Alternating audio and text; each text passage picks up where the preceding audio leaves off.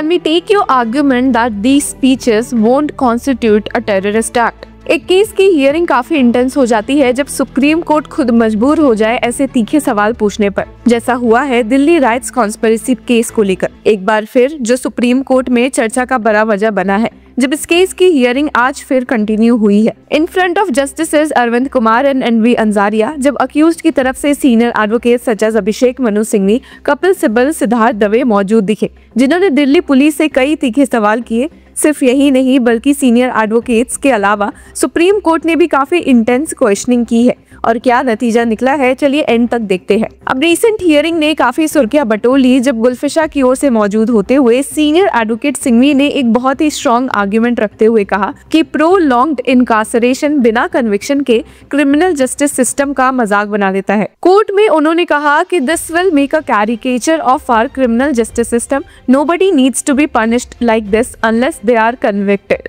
This is pre trial conviction. उनका ये statement सिर्फ एक लीगल पॉइंट नहीं था बल्कि सालों से जुडिशियल डिले और अंडर ट्रायल प्रिजनर्स की कंडीशन को लेकर एक रियलिटी चेक भी था। अब सुप्रीम कोर्ट की बेंच के सामने उन्होंने स्ट्रांगली अपोज किया दिल्ली हाई कोर्ट के बेल रिजेक्शन ऑर्डर को, जहां हाई कोर्ट ने कहा था कि hurried trial would be detrimental to the rights of the appellant and state. Senior advocate Singhvi ने कहा कि कोर्ट का ये सोचना ही गलत इंटरप्रिटेशन है और फंडामेंटल लिबर्टी के खिलाफ। उन्होंने कहा कि this hurried trial is misplaced consideration for me, I rather not have it. उनके अकॉर्डिंग जब ट्रायल की एंडिंग का कोई स्कोप ही नहीं दिख रहा तो सीरियस ऑफेंस का टैग बार बार रिपीट करना और स्पीडी ट्रायल के नाम पर डिले जस्टिफाई करना सिस्टम की फेलियर को हाइड नहीं कर सकता। अब कोर्ट में आर्गुमेंट्स के दौरान उमर खालिद की तरफ से सीनियर एडवोकेट कपिल सिब्बल ने कहा कि उनका क्लाइंट डिले के लिए रिस्पॉन्सिबल नहीं है बल्कि पुलिस खुद बार बार सप्लीमेंट्री चार्जशीट फाइल करके ट्रायल को इंटेंशनली स्लो कर रही है। गुलफिशा के बेल हियरिंग के वक्त जब सीनियर एडवोकेट सिंघवी ने कहा कि I have been in jail for just under 6 years.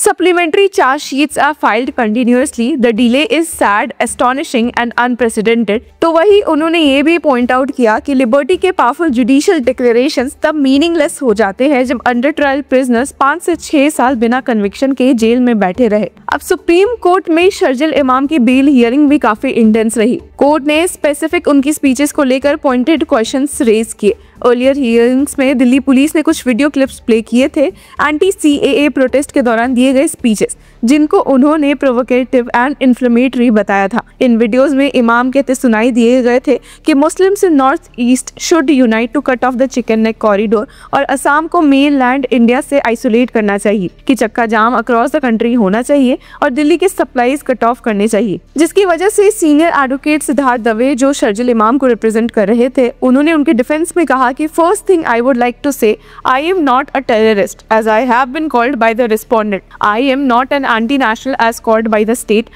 I am a citizen of this country, citizen by birth. I have not been convicted for any offense up till now, but I am being labeled as an intellectual terrorist. Senior advocate Dave ने emphasise किया कि फरवरी 2020 Delhi rights का उनसे link बनाना illogical है क्योंकि he was already in custody since January 2020। उन्होंने highlight किया कि 750 एफआईआर्स जो राइट से रिलेटेड थे उनमें कहीं भी इमाम का नाम अक्यूज्ड लिस्ट में नहीं है, पर जस्टिस कुमार ने प्रोसिक्यूशन की थ्योरी पॉइंट आउट की। उनका कहना है कि इमाम के रिमार्क्स इंक्लूडिंग कि हमारे पास सिर्फ 4 हफ्ते हैं एक अलेज्ड प्लान का हिस्सा था जिससे राइट्स के लिए प्लेटफॉर्म क्रिएट हुआ और कॉन्स्पिरेसी फ्रुक्टिफाई हुई। कोर्ट ने पूछा कि क्या स्पीचेस टेररिस्ट एक्ट के स्कोप में आ सकती है under UAPA section 50। Justice Kumar ने कहा A speech would also cause any act of yours which causes disruption of supply attracts UAPA। अब सीनियर एडवोकेट दवे का स्टैंड क्लियर था कि speech alone can not be terrorism. FIRs already Assam, Manipur और अरुणाचल प्रदेश में register हो चुकी है and he has either been granted bail और default bail due to non filing of charge sheets. इसी कंटेक्स्ट में सुप्रीम कोर्ट ने एक शार्प सवाल पूछा कि can we take your argument that these speeches won't constitute a terrorist act. तो senior advocate Dave का जवाब सीधा था, स्पीचेस क्रिमिनल कॉन्स्पिरेसी नहीं बना सकती without further action and they can not sustain UAPA charges under FIR 59/2020। उन्होंने इलाहाबाद हाई कोर्ट की बेल ऑर्डर का रेफरेंस दिया जिसमें कहा गया था कि इमाम speech did not call for violence. अब दूसरी तरफ उमर खालिद ने आर्ग्यू किया कि उनका इन्वॉल्वमेंट सिर्फ एक स्पीच तक लिमिटेड है जो उन्होंने महाराष्ट्र में 17 फरवरी 2020 को दिया था, और जब राइट्स फरवरी 23-25 को हुए थे तब तो वो दिल्ली में नहीं थे। सीनियर एडवोकेट कपिल सिब्बल ने कोर्ट में वो स्पीच भी प्ले करवाई जिसमें खालिद कहते हुए सुनाई दिए कि we will not answer violence with violence, we will not answer hate with hate, we will meet violence with non-violence and hate with love। Senior advocate Sibal ने पूछा कि अगर ऐसी स्पीच यूएपीए के अंदर आती है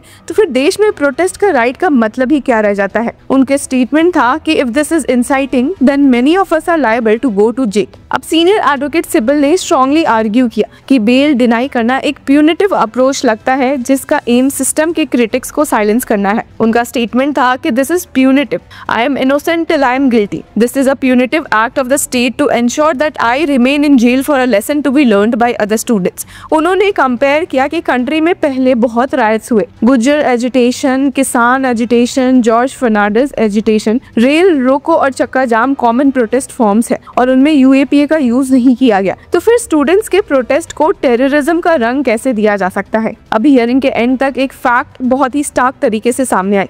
अक्यूज्ड ऑलमोस्ट 5 से 6 साल से अंडर ट्रायल है और अगर बेल रिजेक्ट होती है ट्रायल कंप्लीट होने तक ये पीरियड इजीली 8 साल पहुंच सकता है। इस पर सीनियर एडवोकेट कपिल सिब्बल ने तुरंत पूछा, why should you let this man suffer inside for another 3 years और till the trial is over. अब केस का बैकग्राउंड फरवरी 2020 के दिल्ली राइट से ही कनेक्टेड है जब सिटीजनशिप अमेंडमेंट एक्ट को लेकर प्रोटेस्ट वायलेंट क्लैशेस में कन्वर्ट हो गए थे। 53 लोग मारे गए, कई इंजर्ड हुए। दिल्ली पुलिस के एलिगेशंस है कि उमर खालिद, शर्जिल इमाम, गुलफिशा फातिमा, मिरान हैदर, शदाब अहमद और मोहम्मद सलीम खान ने एक लार्जर कॉन्स्पिरेसी प्लान की थी जिसका aim allegedly nationwide communal riots spread करना और रेजिम चेंज ऑपरेशन चलाना था। हाई कोर्ट ने भी सितंबर 2 को बेल डिनाई कर दी थी, जिसके बाद अक्यूज ने सुप्रीम कोर्ट अप्रोच किया और दिल्ली पुलिस ने 389 पेज एफिडेविट फाइल करके क्लेम किया कि उनके पास इररेफ्यूटेबल एविडेंस है जिससे कॉन्स्पिरेसी प्रूव होती है। लेकिन अक्यूज के लॉयर्स का कहना है कि स्पीचेस और प्रोटेस्ट प्लानिंग को वायलेंट कॉन्स्पिरेसी लेबल करना एक डेलिबरेट एग्जैजरेशन है। पर व्यूअर्स, फिलहाल एक ही सवाल हवा में लटक रहा है कि जस्टिस डिलेड क्या जस्टिस डिनाइड बन चुकी है।